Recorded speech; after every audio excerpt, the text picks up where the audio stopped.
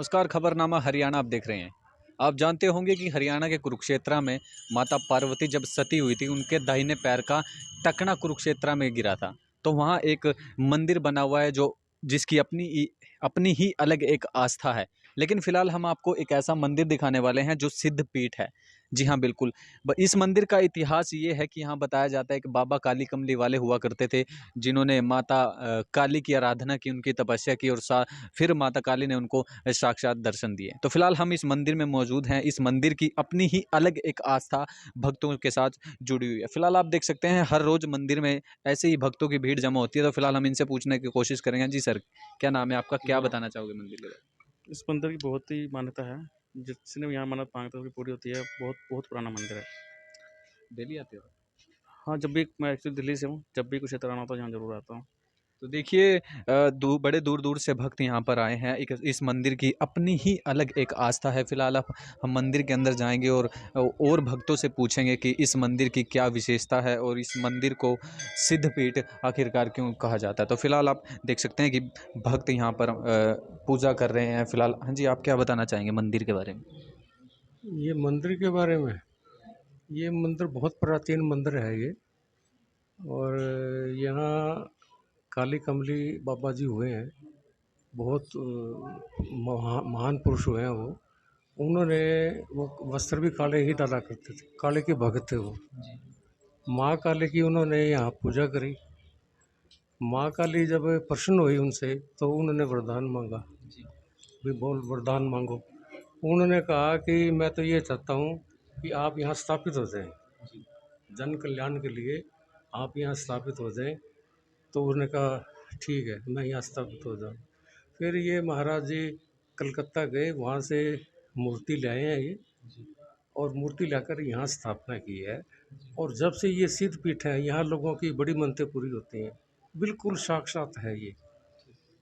एक मंदिर और भी है कुरुक्षेत्र में जो माता पार्वती का जो दाहिने पैर का टकना गिरा था, उसके बारे में? हाँ, वो ऐसे था। माँ पार्वती के फादर ने जब हवन कुंड किया था तो उसके पिताजी ने शिवजी भोले को नहीं बुलाया था। तो माता पार्वती को गुस्सा चढ़ा कि सारे देव देवता आए हैं और मेरे पति नहीं आए। तो उनको बड़ा क्रोध हुआ। उन्होंने जो हवन था ना, उसमें छलांग लगा दी। फिर भोले को पता लग गया। भोले जी आए वहाँ पे, वो अर्ध जली जो थी वो उसको उठाया, और वो वो बस ऐसे पागल से हो गए वो, और घूमते मतलब विचरण करने लगे वो। फिर वो उसके बाद जहाँ जहाँ उनकी अंग गिरे हैं, ये अंग भी भगवान विष्णु ने ही अपने चक्कर से काटे थे। भाई ऐसे तो सृष्टि कैसे चलेगी, ये तो सारे इसमें मस्त हो गए। तो जैसे जैसे त्रिशूल का गया, जैसे जैसे अंग कटते गए, वो शक्ति पीठ बन गए। शक्तिपीठ। और ये सिद्धपीठ है। ये सिद्ध पीठ है। देखिए, सिद्ध पीठ बाबा काली कमली वाले इस मंदिर की एक अलग आस्था है। फिलहाल हम मंदिर के जो बाहर का दृश्य है वो भी आपको दिखाने का प्रयास ज़रूर करेंगे, ताकि आप भी अगर जब भी इस मंदिर में आए अपनी श्रद्धा के साथ और इस मंदिर को आप पहले से ही जान जाएं। ये देखिए, फिलहाल आप हवन कुंड यहाँ पर है। अगर आप इस मंदिर की परिक्रमा करते हैं तो वो भी काफ़ी सही तरीके से आप कर सकते हैं। हवन कुंड है जहाँ पर हवन किया जाता है। फिलहाल ये मंदिर के पीछे का दरवाज़ा है। आप देख सकते हैं कि किस तरह से इस मंदिर की एक अलग ही आस्था है।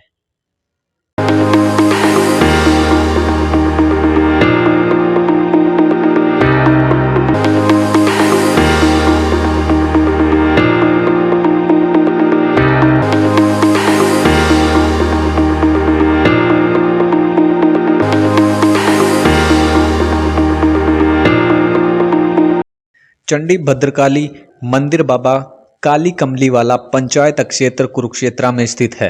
यह स्थान जहां राष्ट्रीय मार्ग नंबर 1 से 7 किलोमीटर तथा रेलवे स्टेशन कुरुक्षेत्र से 3 किलोमीटर दूर स्थित है।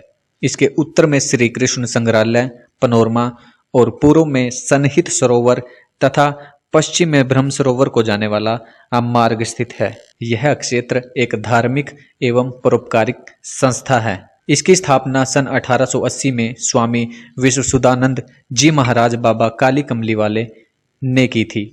यह अति प्राचीन संस्था है जिसका मुख्यालय कोलकाता में है।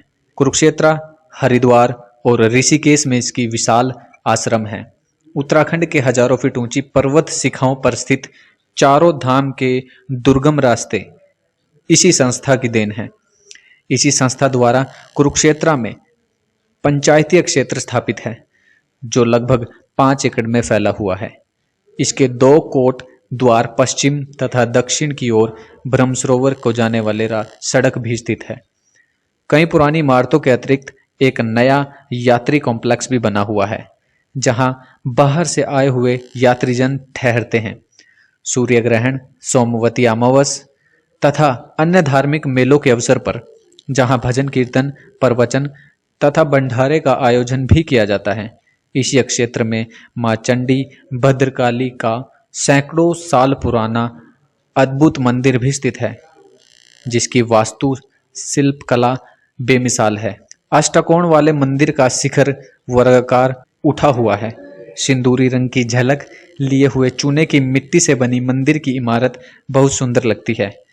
प्रथम तल पर मंदिर के गर्भ गृह के दर्शन होते हैं जिसकी दीवारों तथा छत पर पौराणिक धार्मिक रंग बिरंगे भिन्न चित्रों से मंदिर की पौराणिकता का आभास होता है तथा सैकड़ों साल पुराने रंग आज भी वैसे के वैसे ही दिखाई पड़ते हैं। परिक्रमा मार्ग पर दक्षिण की ओर भगवान शिव तथा परिवार की सुंदर मनमोहित मूर्तियों से दर्शन होते हैं। उत्तर की ओर 2 छोटे आकार के मंदिर बने हुए हैं जहां मां के चरणों में के चिन्ह दर्शाए गए हैं। वैसे तो यहाँ प्रतिदिन अनेक श्रद्धालु यात्रीजन मां के दर्शन हेतु आते हैं, परंतु नवरात्रों, सूर्य ग्रहण, सोमवती अमावस पर तो यहाँ संख्या बहुत अधिक बढ़ जाती है। भद्रकाली माता का वर्णन देवी पुराण में विस्तार से किया गया है। मधुकैटभ व राक्षसों का संहार करने के लिए मां प्रकट हुई थी, परंतु एक अति महत्वपूर्ण कथा इस प्रकार है। वृत्रासुर के वध के लिए देवराज इंद्र ने दधिच से अस्थाई मांगी।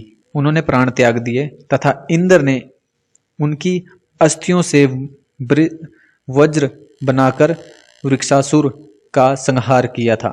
यह घटना भी कुरुक्षेत्र के सन्निहित सरोवर पर ही घटित हुई थी।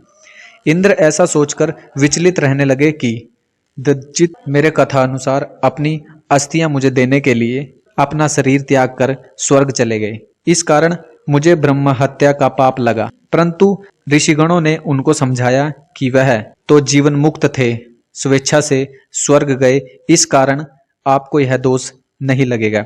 फिर भी आप सभी पापों का नाश करने वाले अश्वमेध यज्ञ कीजिए। परंतु एक दिन नारद जी ने आकर उनको फिर यह कहा कि इंद्र, अश्वमेध यज्ञ करने से आपका ब्रह्म हत्या का दोष दूर नहीं हुआ, इसलिए कोई और उपाय करो। देवराज इंद्र नारद जी के उपदेशानुसार अपने गुरु गौतम ऋषि के पास गए और सारा वृतांत सुनाया। उन्होंने कहा कि इंद्र, निसंदेह तुमको ब्रह्म हत्या का पाप लगा है। इसका निवारण महेश्वरी महाकाली के दर्शन करने से दूर होगा, परंतु मैंने उनका स्थान अभी तक नहीं देखा है।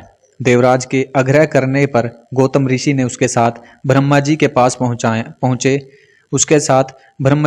पहुंचे, परंतु उन्होंने भी यह कहा कि मुझे भी अभी तक मां काली का स्थान नहीं मालूम। फिर वह विष्णु जी के पास गए। वहां से भी यही उत्तर मिलने के कारण ब्रह्मा, विष्णु और इंद्र शिवलोक पहुंचे और बोले, हे महादेव, आप अवश्य ही मां काली के दिव्य लोक को जानते होंगे, इसलिए हमें कृपा करके महादेवीपुर को जाने, महादेवी के पास ले जाकर देवी के दर्शन करवाएं। उनका आग्रह सुनकर भगवान शिव तैयार हो गए और सभी अपने अपने वाहनों द्वारा देवी लोक को चल पड़े। शिव जी के कहने पर सभी अपने अपने वाहनों से धरातल पर उतर गए और भक्तिपूर्व जगत पूज्य भगवती को प्रणाम किया। नगर में प्रवेश के बाद अंतपुर के द्वार पर जाकर द्वारपालों को कहा, महादेवी को ऐसा संदेश दो कि ब्रह्मा, विष्णु, महेश और इंद्र सभी उनके दर्शन की इच्छा से आए हैं। संदेश सुनकर मां ने कहा कि वत्स, तुरंत जाकर उनको पूछो कि वह किस ब्रह्मांड से आए हैं, क्योंकि ब्रह्मांड तो अनेक है। यह सुनकर संदेशवाहक ने सभी देवगणों को पूछा, पर उन्होंने कहा कि हम किसी दूसरे ब्रह्मांड को नहीं जानते। इस पर उन्हें पुनः जाकर उनकी बात मां भगवती से कही। मां के आदेशानुसार वह गण वापस जाकर ब्रह्मा, विष्णु, महेश को अतःपुर में ले गए। देवराज इंद्र बाहर ही खड़े रहे। भगवान शिव ने महादेवी को इंद्र के बारे में कहा तो मां बोली, उसका ब्रह्म हत्या का दोष तो प्राय समाप्त हो गया, परंतु फिर भी यदि कुछ बचा है तो उसके शमन के लिए मेरे अंतर्ग्रह के थोड़े से रजकण उन्हें दे दे। उसके बाद जब पाप रहित हुआ इंद्र मेरे समीप आएगा तब मेरे दुर्लभ दर्शन उसे प्राप्त हो सकेंगे। महाकाली से इस प्रकार के आदेश पाकर महादेव शिव ने महादेवी के अंतपुर की रज इंद्र को दिया, उसे दिव्यलोक में प्रवेश कराया। माँ भगवती महाकाली का ही सौम्य रूप है, जिसकी शक्ति इतनी अपार है कि ब्रह्मा विष्णु महेश तथा इंद्र जैसे देव श्रेष्ठ भी उन्हें साक्षात दर्शन करके भाव विभोर हो गए तथा देवराज इंद्र को महर्षि दीक्षित की हत्या के पाप से निजात मिली। अतः इन माता की पूजा वंदना अर्चना करने से मनुष्य की हर मनोकामना पूर्ण होती है।